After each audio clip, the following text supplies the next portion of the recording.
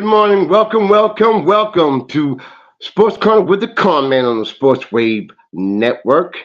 We're here on a Sunday morning, a New Year's Day Eve, whatever, and I am honored and privileged to have my guest who will be coming on shortly, Kermit Washington. You know, I asked him to come on my show maybe a couple of months ago, but unfortunately, due to my lack of computer skills, it didn't go very well. But I contacted him again and I explained the situation. And I got to give a big shout out to my man, Kermit. Kermit, how you doing, my brother? Fine. Can you hear me? Yes, sir. That's good then. That's good. That's good. I want to apologize for my lack of computer skills for the last time we came on. But, I'm honored to have you on my show, and it's a tribute to you. And, Kermit, you've been on my show before. What I'd like to do this time, Kermit, something different. I want to set the table, but in a buffet style. By that, I mean is I'm going to set the table, and you take it over from there. Anything you want to talk about, anything you feel that you need to say. Because something. No, it's funny that, I was watching the bowl games and football, I love football more than basketball and any other sport. But after high school, I said, oh, I'm tired of getting beat up on the football field. So basketball's a lot easier. The thing is, I watch the bowl games, but the star players aren't playing. Of course. And so I think the bowl games, and you have teams that are 6-6 in a bowl game. Now, if you take a test at school and you only get 50% right on your test, you got an F, right? Exactly. And so they've got teams that are really not very successful playing in a bowl game. And then the teams that you want to see, the star players, unless they're going for the national championship, the star players won't play. So, like Ohio State gets beat to death yesterday. Well, they didn't start playing. Ooh, exactly, yeah. So it doesn't make sense. And then, well, at least USC had a quarterback, came off the bench and threw 6 touchdowns.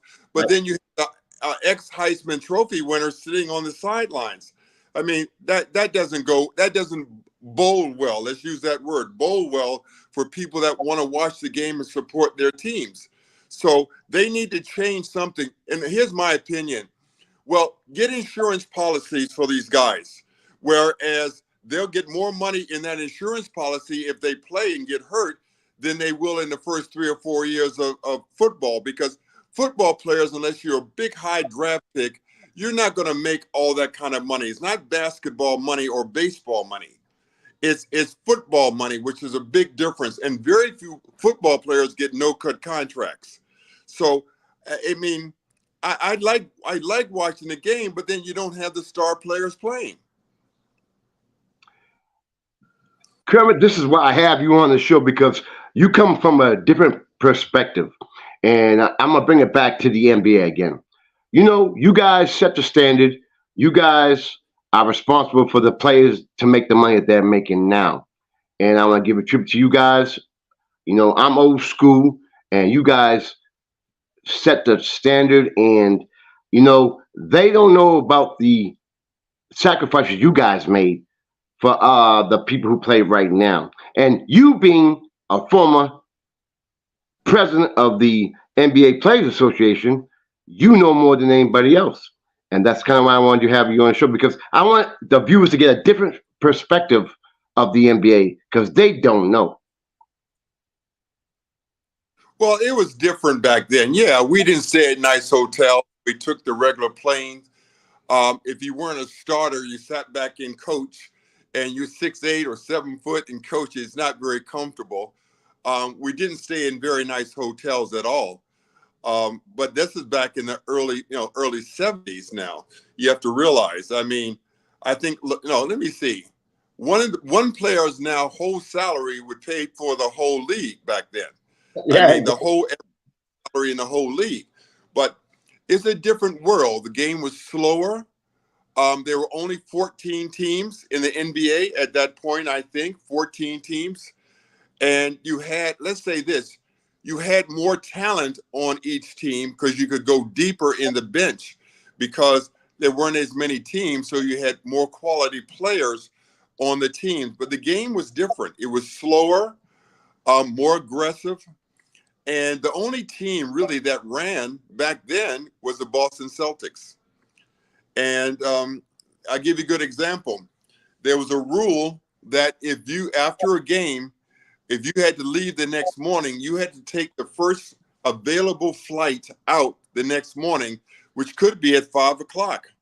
So the game was over maybe at 9:30 or 10. You would try to get something to eat real quick if there was anything still open. Then you have to pack your bags, and then you have to be ready to go in maybe 6 hours. So it was not comfortable as it is for the guys now. And we would go on the road sometimes for almost a month. You might have 6 games, 7 games on the road, and it wasn't, it wasn't comfortable, but it was a job, so you just did it. But nowadays, the ball players everything is given to them. I mean, they don't have to handle their luggage. They fly in these private planes. They leave when they want. It's incredible. Do they appreciate it? Probably not, because I think any human being, they only know what they know. They don't know the past. They don't know how they have great. Okay, we had 2 coaches. That's it. We had 2 coaches and a trainer. That's it. We didn't have 4 or 5 assistants. We didn't have, nowadays the ball players get breakfast when they go to practice. They have lunch after practice, and they give them food to take home.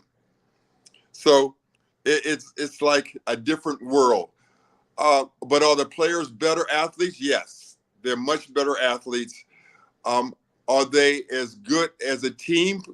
Well, I think the players back then understood the game a little bit more because they had to stay in school probably 4 years, as opposed to now, a lot of these guys come out in 1 year. And what scares the coaches now, the coaches can't be as tough on the good players, because if they're hard on a good player, he'll transfer. He'll transfer to maybe his competitor. Kansas, he might transfer to Nebraska. I'm just using that as an example. Mm-hmm. But their coaches are terrified now because you can lose your good player just in one day. They don't have to sit out. They can transfer to a school in your conference, everything. And with the NIL as well. Oh, and well, that's good though, because that takes everything illegal out of guys being paid. I think they should have been paid. Only the stars, not just the guys sitting on the bench. I like the way they do that, because universities can't afford to pay all the players money. Well, all the players don't deserve money because they don't help the university make money. I'll give you a good example. They were saying that when Herschel Walker was at Georgia playing, because he was at Georgia and his excellence in which he played, he was adding over $80 million a year to the university. See, when he's not there, they're not going to make that kind of money. So I think people like that should be paid, should be compensated for what they're doing. But in the past, they used to say, oh, he's getting an education. Well, hey, if you pay him that kind of money, he can get any education he wants, any education he wants. So I really like that now. And what it's going to do, though, it's going to really help the women's basketball, because that young lady in LSU is making probably 5 times more money staying in college than coming out and playing in the WNBA, because they don't pay that much money in the WNBA. Right. So that's very good. And it's almost a testament to the NBA. I don't know if you're aware of it. They made a policy statement that any NBA player, if they decide not, or if they can't make it to the NBA, they can still go back and get their scholarship. Oh, it's still playing. That's very good. They need to do that, because a lot of guys, and just like in football, have delusions of grandeur. They think they think they are better than they are. Mm-hmm. They come out and then they don't get drafted or they don't make the team, then they're lost. So I think that's very, very good. I like that. I'm very happy with that. Now, Kermit, I got to tell you something. When I started this podcast business or whatever, I claim to be the basketball historian. Don't get me wrong. I know my stuff. I can go toe to toe with anybody. But you know something? With you and when I interview Sam Jones, y'all put me in my place. I'm not going to consider myself an NBA historian anymore because anyone can read a book. Anybody can read stats. But when you talk to someone who actually lived the life, it makes a new importance. And Sam Jones, when he did my interview after he passed away 3 months after I did his interview, and having you on the show just means so much to me because I want to keep the old memories alive. And unfortunately, when I contacted the NBA to try to get in contact with NBA players, they was like, Mike, they're part of the union, and we're not going to give you any names or any numbers. And that's why I'm so thankful that you came on my show because I don't want the old NBA to be forgotten, and I want the viewers to know because a lot of people who are watching the show, Kermit, they're younger. They don't know so much about you. So I wish you could let the viewers know because this is going to be seen quite a bit about your background and your journey, your grind to make it to the pinnacle of the NBA. Well, that's a long story. I hope you have Oh, time. no. The thing is that I tell these young kids that in high school I played I lettered in football, basketball, baseball, and tennis. Wow. It got me out of class. Listen, I did, but I didn't play basketball, organized basketball, till my senior year in high school. My best friend's his name was Glenn Price, and he was a star of the basketball team. And when football season was over, um, I really wasn't thinking about playing basketball. I was 6'4", and I played on the playgrounds. We played on the playgrounds, but nothing really organized. And he had a car. He was one of the few people in the whole school out of 1,500 people that had a car. And he told me he'd give me a ride to school and a ride home if I went out for the basketball team. I said, okay, yeah, because in DC, it gets cold during the basketball, during November, December, January, and there were no buses for inner city kids. You had to walk. And I said, okay, I'll go out for the basketball team, not expecting to play at all. I didn't care if I ever got in the game. I just said, I'll be on the team and I'll get a ride to school and a ride home. And I'll watch the games on the bench. Well, a couple of the guys that were on, and I made the team, but there was 12 guys, and a couple of teams didn't do any schoolwork, so they got thrown off the team. So I started getting put in the games here and there, and I didn't play very well, and I kind of embarrassed myself because I was a pretty good, other athletes in other sports. So after the season, I wanted to improve to be better on the playground. That's it. Just to Mm-hmm. be the playground. Nothing about going to school, going to college. That was during the Vietnam War. So I don't know what would have happened to me because they were drafting you back then. I mean, it wasn't, volunteer. You got drafted. So because I embarrassed myself, I watched a show. It had Spencer Haywood on it. And the show he was an Olympian, and he said that he worked out with a weight vest and a 20-pound weight vest. So I said, oh, okay, I'm going to go buy me a weight vest. Then I was reading something about Adrian Dantley and James Brown, who does football now. He's the host, co-host. No, he is the anchor guy for CBS, I think, football now. He was the best basketball player at Mather High School in Washington, D.C., and he would jump rope. They said Adrian Dantley and him said they would jump rope. So I said, I'm going to put these two things together and see how I can improve. Well, I started jumping rope like 100 times a day with the 20-pound weight vest, then got up to 200, then 800, then 1,000. I got up to 10,000 times a night. Wow. And my neighbors didn't like it because they didn't like hearing the rope hitting the concrete. And it took me like an hour and a half to jump rope 10,000 times. Well, I was very fortunate because I lived 2 blocks away from the most popular basketball playground in Washington, D.C. Now, listen, Monday through Thursday. And it was only 2 blocks away. So I would walk down there and play. Now, I wasn't allowed to play there was 2 sides, one for the really good guys and one for the guys that weren't so good. Mm-hmm. So I was playing on the side where the guys weren't that good. But I kept getting better and better because of the jumping in the rope. Now, listen, not a lot of basketball skills, but I could jump out the gym. Oh, I could jump, dunk anything. And I couldn't really play basketball, but I kept getting better. Well, one of my neighbors who hated me because I was making too much noise at night jumping that rope, came out the house and he said, well, you think you're getting so good now. Why don't you try out for that all-star team? I said, well, what all-star team? He says, well, they have to let every senior that is in D.C. that played varsity try out for something called the Allentown Tryout Tournament. It was a big thing, 50 years ago. It was huge. And I said, well, I'll try out for it. I think I've improved. He said, well, he didn't really want me to make it. He just wanted to humble me.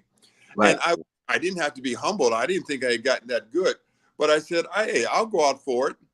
So that day of the tryouts, we had to let every senior, and nobody knew about it except the stars anyway, but legally they had to let everybody who was a senior that played varsity basketball try out. I said, so I hitchhiked a ride. Now listen to this. If nobody had picked me up, I would have never made it to the tryouts. But I hitchhiked a ride up to a high school called St. John's High School near Rock Creek Park. And I go out and I sign up. This is a funny story. And the 2 coaches, one was Gallagher and the other one's Morgan Wooten, very, very famous high school coach at DeMatha, very famous. And he says, okay, I'm signing up. He says, well, who did you play for? I said, I played for Coolidge High School. He said, well, we played Coolidge High School and I don't remember you. So I didn't want to tell him I didn't play. I said, well, I was sick that game. But they had to let me try out.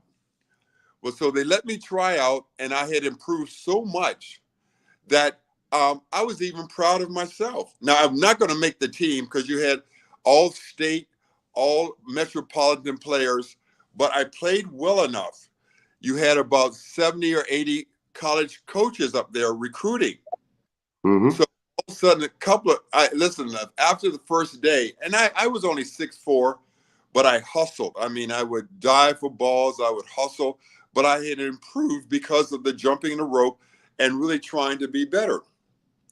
So a coach from up there where you are, Western New England College. Do you know, have you heard of that? Have you ever heard of that university or college? Absolutely, yes. Okay, so Western New England, which I had never heard of, the coach came down to me after the first or second day and said, hey, I will offer you a scholarship if you don't come back to practice, come back to the tournament. Tryouts. I said, well, thank you very much, but I'm going to come back because that sounds like a coward to me, for me not to come back because I want to show people that I had improved. Mm-hmm. So I was offered my first scholarship, Western New England. And then what happened the next day, Rutgers came to me, Maryland University came to me, High Point, Howard University, George Washington, all these universities came to talk to me saying that, you look like you're going to have potential. I said, oh, okay. Okay. I was happy because that coach from Western New England, whatever university was, didn't want me to come back because he didn't want other coaches to offer me scholarships. I understand that, but I wasn't going to go for that. So then then a coach at American University. Listen, I grew up in DC. I had never heard of American University. Never heard of it, because it was on the other side of Rock Creek Park, and most blacks didn't go on the other side back then of Rock Creek Park very much, because that was really white only. That's where, people with money, and Right. the park divided really the blacks and the whites in DC back then. So American University comes to me, and this one of the teachers, they said, well, what are your grades like? I said, oh, my grades are good. They were good, but they really weren't good, because every summer my brother and I would go to summer school, because I'd always had D's on my report card, always. And they should have been F's, to be honest with you. But they're not going to fail you in the inner city school. They're going to keep pushing you forward. Like, yeah. They just do that. But so summer schools had air conditioning. And like Boston or like Washington, it's so hot and humid during the summer. And we didn't have air conditioning in the house. And very few people had air conditioning in the house back then. The schools had air conditioning. I said, I'm going to summer school. And I realized, and my brother and I realized, that if you went to summer school and you sat there and behaved, you would get a B. You didn't deserve a B, but they would give you a B, because the teachers were there to make money. They Right. really were there to teach. So if you behaved yourself, they rewarded you by giving you a B. So all of my grades that were D's were turned into B's. So all of a sudden, my grades looked really good. So the first coach at American said, no, first of all, Lefty Driesell wanted me to come to Maryland. So I went, my father wanted me to go to Maryland. So we went and visited Lefty Driesell and George Raveling. You know those guys, right? Of course. Okay.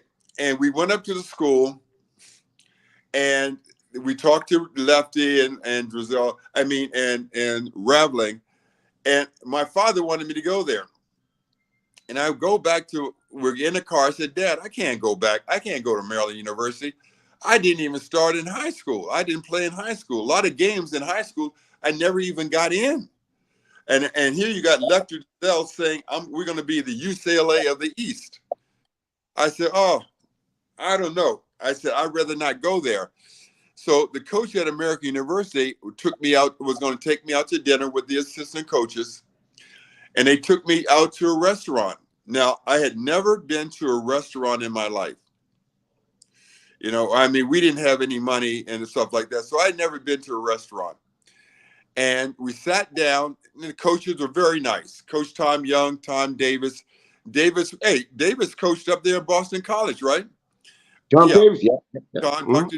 Yes, he became the head coach there in Iowa, at Stanford, everywhere else. And Coach Tom Young, he went to Rutgers. They went to the Final Four. He did a great job there. And so they moved on after I left college. But here's the thing. The funny thing is, they said you can have anything you want to eat. I said, I've never been to a restaurant, and I had never had a steak in my life. I said, I'd like to have a steak. Well, they brought a steak to the table. I thought they were going to cut the steak up for all four people. I had never had a steak. And I said, and it was really good. I said, hey, if you guys feed me like this, I'll go to your university. So it's funny. I said, okay, thank you for the steak. And they said, we're going to take you up to the university. And American University, most people don't understand, it's a beautiful campus. It's absolutely beautiful. And it's even more beautiful now. If people just want to see it, absolutely stunning to me. Not a big college. I think they have about 3,000 students, but it's beautiful. And the best part of DC too, right where all the senators and congressmen and all those people like that live. Now, here's the funny thing. They take me up to the dormitory. I had never had a pillow in my life. Never. My great-grandmother thought that when I was a young kid, I would suffocate if I had a pillow. So I had never had a pillow. The beds were beautiful. The rooms were air conditioned, and they had blinds on the window. I had never had blinds on my window in my life. Wow. I said, "Oh, this is wonderful." I said. Then they took me to the cafeteria and the gym. The gym was not nice at all, but to me, it was very nice. It was really bad, but then and I saw what they ate there. I said, "Oh my goodness, this is like heaven." You know, Right. inner city DC is a different world. You know, it's a different world. So I said, "I'll come to your school." I did, and my father wasn't. You know, he wasn't happy because I had moved back in with my father after living with my great grandmother after she passed away. Um, I said, "No, I can't go to Maryland. I'm not that good." So I say I'm coming to American University. Now that summer, I grew 4 more inches to be 6'8" from 6'4". Don't ask me. I mean, I'm just happy I grew. But I jump rope every day, and I got up to 10,000 times a night. So I go to American University, and I was so happy. Those are the best 4 years of my life. The first couple of days, I went and practiced against the varsity players. So back then, you had to play freshman ball. And I knew right away because playing in DC against on the playgrounds against guys that were pro or college stars or high school stars, I knew I had gotten better. You know, also we had 10 guys on that playground that made the NBA or the ABA and or all Americans in college. So I knew I was going to do okay. So as a freshman, American University, my team had the best record in the history of the school, and I averaged about 19 points and 23 rebounds a game. Name top 10 freshmen in the country. As from sitting on the bench in high school. I got in games in high school, but I made people look, go look. And some games I never even got in. Some games I might have scored 2 points.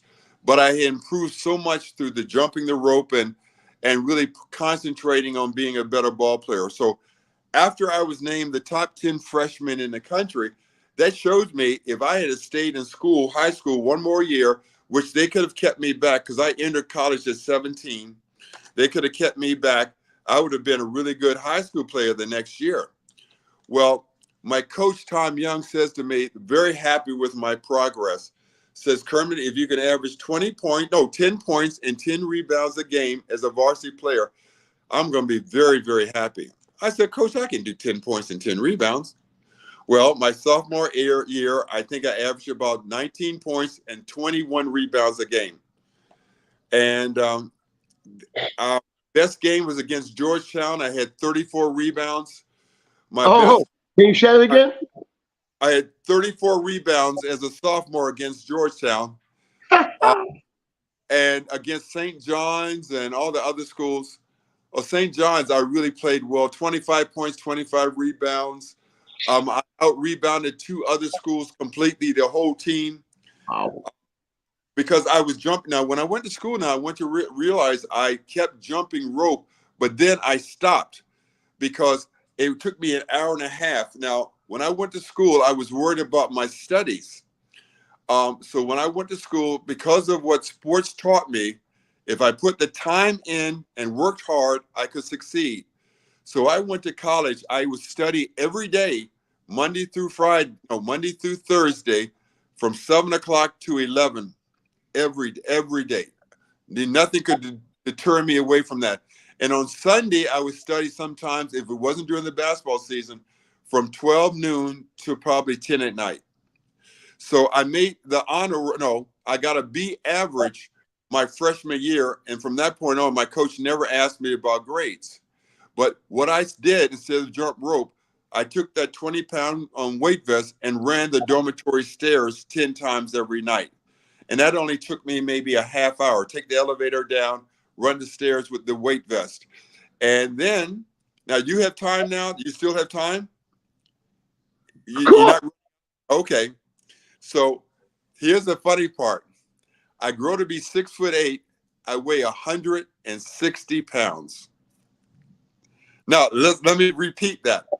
I'm 6'8", 160 pounds. I Now, can't the figure. coach takes, yeah, you can't imagine it. I was like Kevin Durant, skinny him. Consider the Kevin Grant. So what the Coach Young takes me down to the weight room, and we don't think the weight is not like weight rooms nowadays. It was one machine, universal machine. That's all they had. And he says, "You need to start lifting weights." I said, "Coach, I know. I listen. That the weights are bigger than me. I'm skinny. I'm skinny." He says, "Ed, you are effective. You are effective, but you need to lift some weights." I said, "This is what I said to my coach. Coach, I'll lift weights for 2 weeks. And if I don't see any improvement, I'm not going to lift anymore." Because I was really playing well basketball, and I didn't realize that I had to put weight on because I was playing really well. And so what my coach said, he went around and told everybody, when you see Kermit, you tell him that he's getting bigger, he's getting stronger. So I'm walking around campus and my teammates saying, "I've lifted only for 2 weeks. Oh, Kermit, you're getting bigger, you're getting stronger." I said, I'm pathetic. Look at this. I ain't got no muscle. "Oh, Kermit, I can see it. You're really getting good." I said, "Oh, I am? I'm getting bigger. Maybe I should keep lifting weights." So I lifted weights. He fooled me. I gained 80 pounds in 4 years of college from lifting weights. And now another thing, and the ability to eat. I had never had breakfast in my life before. And I never had money for lunch, really. So I was just skinny and pathetic. So I lifted weights. And so the next year, in my sophomore year, as I told you, he says, "Kermit K, if you lift, you can average 10 points and 10 rebounds." So I told you I averaged about 18 points and about 21 rebounds a game. I'm the second leading rebounder in the country, by Artis Gilmore. Artis Gilmore was number one. I was number two. And guess who was number three? Dr. J. From UMass. Dr. J was number three. Wow. And, now listen to this. Now people don't believe these stories, but all they have to do is look at the record books. My sophomore year, the ABA team, Miami Floridians, offered me a scholarship. No, they offered me a contract to come and play in ABA. And I said, "No, I'm not coming." And I never had any money. First of all, I want you to realize that I never had any money. But I was happy. It's the first time in my life I was happy, really happy. So my junior year, I'm jumping. During the summer, I would jump rope again, though, because I wouldn't be on campus. So I had time. I would jump rope. So my junior year, we are playing, and I averaged about 20 rebounds, about 20 points. And let me see, I had great games. Against St. John's, 30 points, 20 rebounds. St. Joe's, like 28 points, 20 some rebounds. I just didn't have bad games. There was no such thing as a bad game. A bad game would be 15 points and 15 rebounds. That's a bad game. People say, "Well, what happened?" I said, "Oh, I'm okay." But we were a better team. But we were only 16-8. But we played, really good teams. Syracuse, St. John's, LaSalle Temple, St. Joe's, Virginia Tech, Texas A&M, Miami. We played some some not good. We played Navy, Loyola, Maryland, stuff like that too, like everybody else, I guess.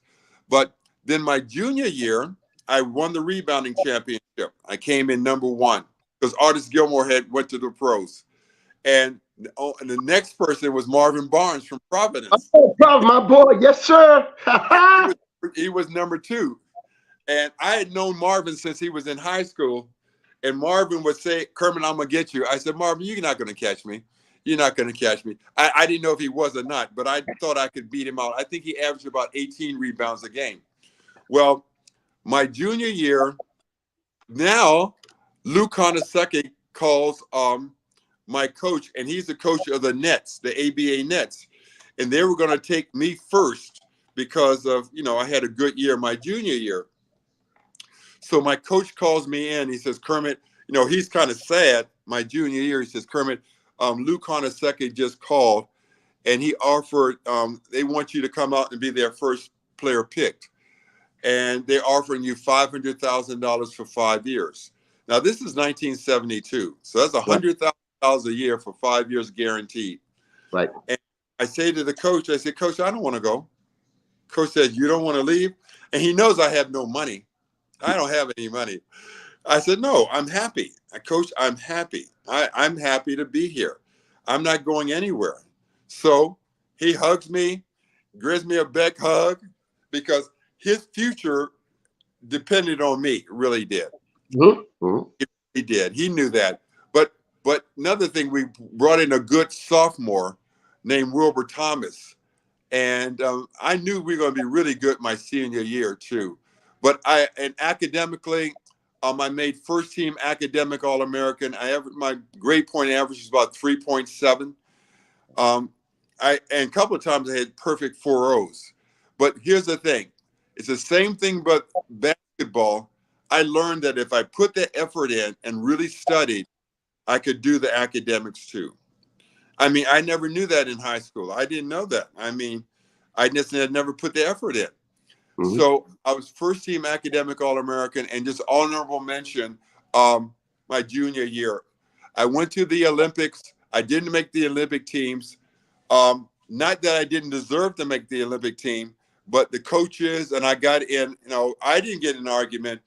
He didn't like me because one of the players on my team, on the tryout team, who made the team, name was Jim Forbes, played for Texas Western, got elbowed in the face and had to get stitches on his face. And they wanted to stitch him up on the court. And because that's Bobby Knight and those guys like that. Oh, he's a tough guy. We can stitch him up here and go back in the game. I said to Jim, don't let them stitch you up on the court. Go in there and let some professional people work on you. You don't want to look like Frankenstein with all stitches on you. And they got mad at me. Who are you to tell him what to do? I said, hey, he doesn't want to look like Frankenstein. I said, Jim, go in there and let professional people work on your face. So they were mad at me from that point on, and they didn't play me as much because they think I was being subordinate. I just said, I'm not being subordinate.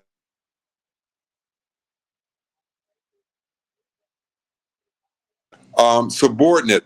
So it came to the point where I didn't make the team. And then in the magazines the next year, they said, that year, Kermit Washington had a disappointing Olympics, and he's not going to play well next year. He's going to be disappointing. Wow. Hey, I was not disappointing. I had a tremendous year. I mean, really, I'll do it really quickly. I was the number one rebounder once again. We were 21-4. We were 21-4. And I had to make a club, the 2020 club. Now listen to this. There are only 6 players in the history of basketball that averaged 20 points and 20 rebounds for their career. Yep. And it was Bill Russell, Dr. J, Artis Gilmore, Paul Silas. Who else? Is one other? Bill Russell, Paul. I don't remember who the other person was. But my sports information director came to me the night before my final game, Georgetown. He comes up to my room and he says, Kermit, for you to make this exclusive club, you already are the number one rebounder this year. Nobody can catch you. You're already first team academic All-American 2 years straight, which very few people have done. For you to make this club, you got to score 40 points against Georgetown tomorrow. He said, got the rebounds, so you're going to average 20 rebounds, even if you didn't even get a single rebound. You've got that. But you got to score 40 points to become the 6th player in the history of college basketball to average 20 points and 20 rebounds. And you're the 3rd person, if you make it, to do it for 3 years. Because a couple of the guys had done it for only 2 years because they came out of college. Right. But those guys would have averaged 20 points and 20 rebounds a game because they were superstars if they had stayed for 3 years. Mm-hmm. So I was so nervous for the final game. It was a home game. We had the biggest crowd in the history of the school. Everybody had all these signs. Thank you, Kermit. We love you. You did a great job. I was so nervous, I didn't even warm up before the game. I just sat on the bench. I just sat. And my coach says, "Go warm up." I said, "Coach, I'm so nervous. Let me just sit here Mm-hmm. and mind right." I said, because I'm afraid I might disappoint myself and all of these fans. And I'd never been that nervous in my life. I really, because I had never scored over 30 points in a game in my life. I'd had a lot of 30-point games, but nothing over 30 points.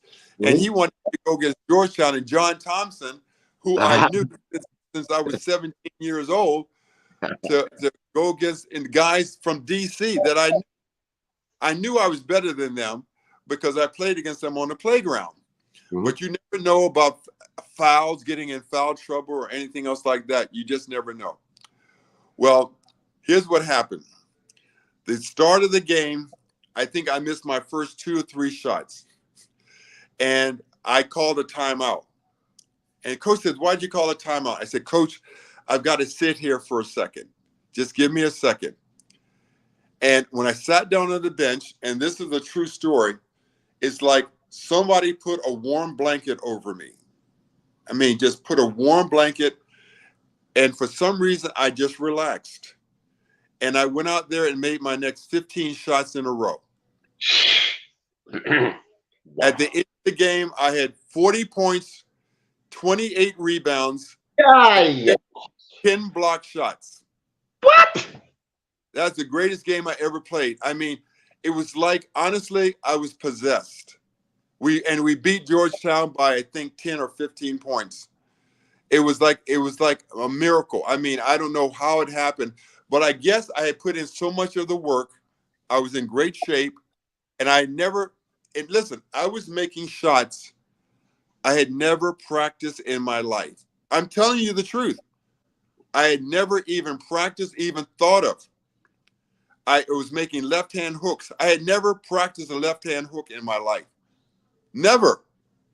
Not even playing around horse. I had never done that. And I at the end of the game, we were 21-4. We got invited we wanted to go to the NCAA, but back then only 24 teams went to I think like 24 teams went to the NCAA. We nowadays we would have gone for sure. We went to the NIT, which only had about 24 teams, and we played Louisville. Now, here's the thing. Oh, my God. Then I realized at the end of the game, because we were playing another game, and I didn't know this, I had to make sure I scored over 20 points to keep that record. We're playing Louisville with Junior Bridgman and all these other guys. Oh, my goodness. And I tell you, I did well. I had 29 points and 20-some rebounds. So are you still there?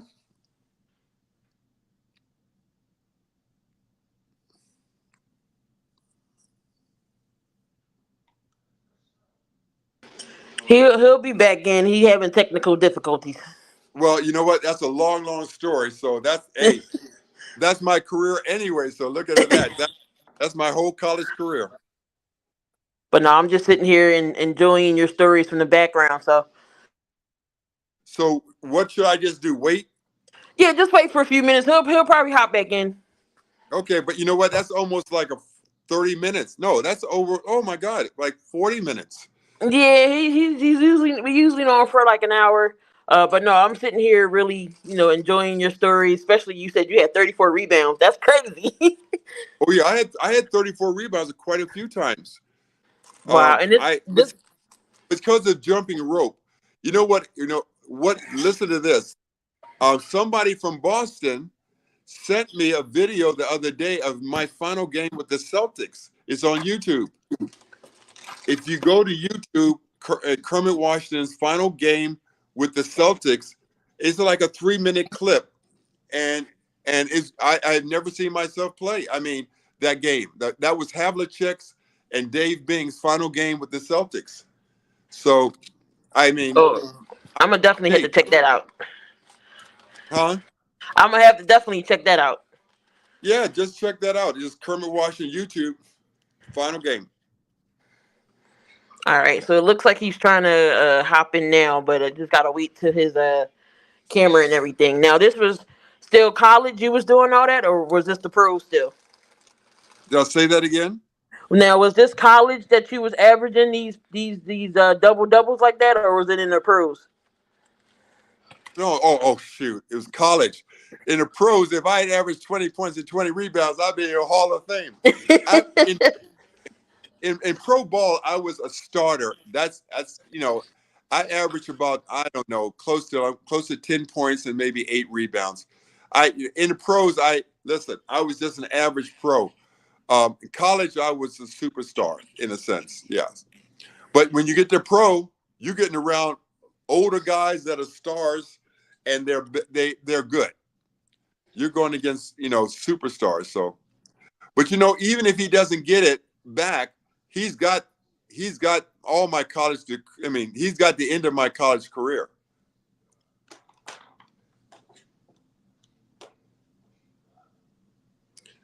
I'm looking at you right now.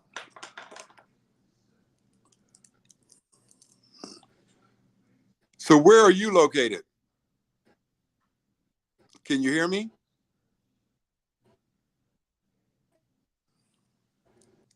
So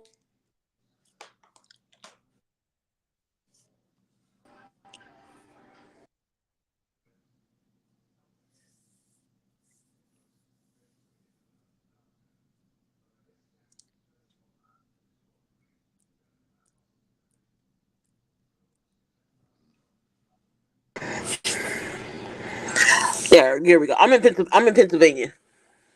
You're gonna do what now? I'm in Pennsylvania.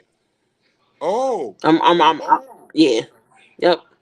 Um, how's the weather? so How's the weather? it's not too bad. It's in the 40s right now. So I'm behind the scenes. I help Conn out with his show. So I'm his producer, as you would say. I do podcasts too. I do podcasts. There he Um, goes. I'm back. Kermit, I oh, apologize. Technology is tough. I was so involved in your story. Keep it going, my brother. well, you know what? You heard my whole college career now. Well, Yes. okay. Here's the thing that would happen. Okay, after that game, I had to average. I had to get over 20 points for the NIT game. We played Louisville, and Louisville had a couple of guys that made pro ball after that. Denny Crum was the coach. We got beat by Louisville in the tournament, but I had 28 points, about 25 rebounds, so everything was good. So I stayed and made the thing. And then later on, I was named first team All-American with Ernie DiGregorio, Bill Walton. Problem. Yep. I AP, I was first team. UPI, I think I was second team. It was Bill Walton, me, Ernie D, Eddie Ratcliffe from Long Beach, and maybe I don't know who the other guy was, but that's the team. So I made first team All-American on one. And then when the draft came, now the draft wasn't like it is now. I got drafted. I was walking to class, and my manager from the basketball team said, "Kermit, you just got drafted by the Lakers as you're the 5th player picked." I said, "Oh, okay, that's nice." I went on to class. That's it. So I got 5th player picked. Now, when the Lakers drafted me, they said that you're not going to play a lot because we have, they had Connie Hawkins, Bill Bridges, Happy Hairston, and they had just went to the championship against the Knicks, I think. And so people ask, well, how did you get drafted so high if the team was so good? I don't know. It was a trade somewhere down the line, and they got a higher draft pick. So the first 2.5 years, 2.5 years, I sat on the bench. I didn't get off the bench. So I worked hard, but I had to get a guy named Pete Newell to work with me. He was the general manager who drafted me with the Lakers, but he retired, and I kept bugging him because I had read that he was a good coach. So I said, well, Coach, will you please work with me to help me learn the forward position? Because I played center in college. And you have to realize that I had never played any other position. And the difference is you have, when you play center back then, in those days, your back was to the basket. Now you're playing the forward position, you're facing the bucket. It's a different world altogether. And it comes to the point where I had to learn, and Pete Newell worked with me. I picked him up, and because he was a famous coach. You know who Pete Newell was? Of course. Okay. Most people don't realize he won the NCAA championship with Cal Berkeley. He won the NIT when he was at Michigan State, and he was a 1960 gold medal Olympic coach for the United States. And so I knew that he knew what he was doing. Now, the coaches I had with the Lakers were great guys, but they were 2-point guards. Now, a point guard, he couldn't help me. They would throw me the ball and say, do this and that, but they had never played the position or really understood the position in which I had to play. Well, Pete Newell worked with me. I pick him up at 7 o'clock. He'd work with me for maybe 3 hours at Lyell or Marymount. And it was like, it was unbelievable workouts. It was so hard on fundamentals of the forward position, spacing, angles, everything. And he would work me so hard, I would go to bed at 4 o'clock in the afternoon. 4 o'clock in the afternoon. I couldn't even walk, but then I'd have to get up the next day and go do it again. But he told me, he says, if you listen to me and work hard, you'll play next year. And exactly what happened. From that point on, I played or became a starter for the Lakers. And I think that year I averaged about 9 points and 9 rebounds. The next year I averaged a little bit more. Then I got, because of that situation with Rudy Tomjanovich, I got sent to the Boston Celtics, which I enjoyed being in Boston. And I had known Red Auerbach since I was 17. And I played well with Celtics. About 12 points, about almost 12 points and 10 rebounds a game. It wasn't I remember. Yeah. And it was, I played well. Let's just put it like that. And I told you about that video that somebody sent me. On YouTube. I'd never seen it. That was my final game as a Boston Celtic. So, and that was Havlicek's final game and Dave Bing's final game in their careers that I played in. So that was very memorable for me. But I played well because I kept staying in shape. And really quickly, I don't have a lot more time because I've got to get out of here because I've got to go do something. But this is a story about Boston. Because I knew Red Auerbach and his daughter had went to American University with me at school. I had known him. Listen, this is how strange and small the world is. My girlfriend knew Randy Auerbach, which was Red Auerbach's daughter. But we never put 2 and 2 together that Red Auerbach lived in Washington, D.C. Mm-hmm. So one day, Randy Auerbach needed a ride home because for some reason. So we gave her a ride home, and she says, come in. My mother just cooked some brownies. I said, oh, okay, we'll come in. Me and my girlfriend and another girl and her, we went in, and I walk into the house, and I see all these trophies and all these jerseys. I said, well, who is your father? She says, oh, Red Auerbach. I said, Red Auerbach? I said, oh, God, I got to get out of here. And as I'm walking out the door, he walks in the door. He says, sit down, son. I want to talk to you. I said, oh, my God. Wow. Oh, my God. Wow. And he says, who is your favorite player? I said, Bill Russell. Now, I'm no fool. I said, Bill Russell. He said, oh, I like you already. Sit down and talk to you. And he says, well, I'm going to come watch you play. And if you're pretty good, then we might draft you. And I was a sophomore when he did that, or freshman. I don't remember. And I'd known him. And so when I got in that situation with Rudy Tomjanovich, Lakers had to get rid of me. And so he picked me up. And when I got switched, and then what happened, Boston switched franchise with the Buffalo Braves. Right. And they were moved to San Diego. And for compensation, they wanted to take me with them to San Diego. So I was going to be a Boston Celtic probably when Bird was there. But they took me to San Diego. I had a good year in San Diego. Then Bill Walton wanted to come down to San Diego from Portland. So I was set up for compensation for that. So I ended up in Portland. And so Wow. at least I made the All-Star team in Portland. I really wasn't an all-star, but I made the all-star team. But I played well in Boston and in Portland, but my body was giving away then because I worked out too much and I worked a little bit too hard. And I did go to Golden State real quickly, but that was the end of my career really, because my body just gave out after all those stairs, all that jumping rope, all that lifting weights. It just couldn't do it anymore. Now, maybe nowadays where they don't make you practice so hard, I could have made it, but back then I couldn't. So, you know what though, Mike, that's it for me. I've got to go because another thing too, my phone is running out of things, but I've got to go meet a person today. But I hope that was enough. Kermit, thank you so much for coming on my show. I'm gonna hit you up in about 4 or 5 months. We can talk about your NBA career and whatever we can talk about. I enjoy you coming on my show. Thank you so much, my brother.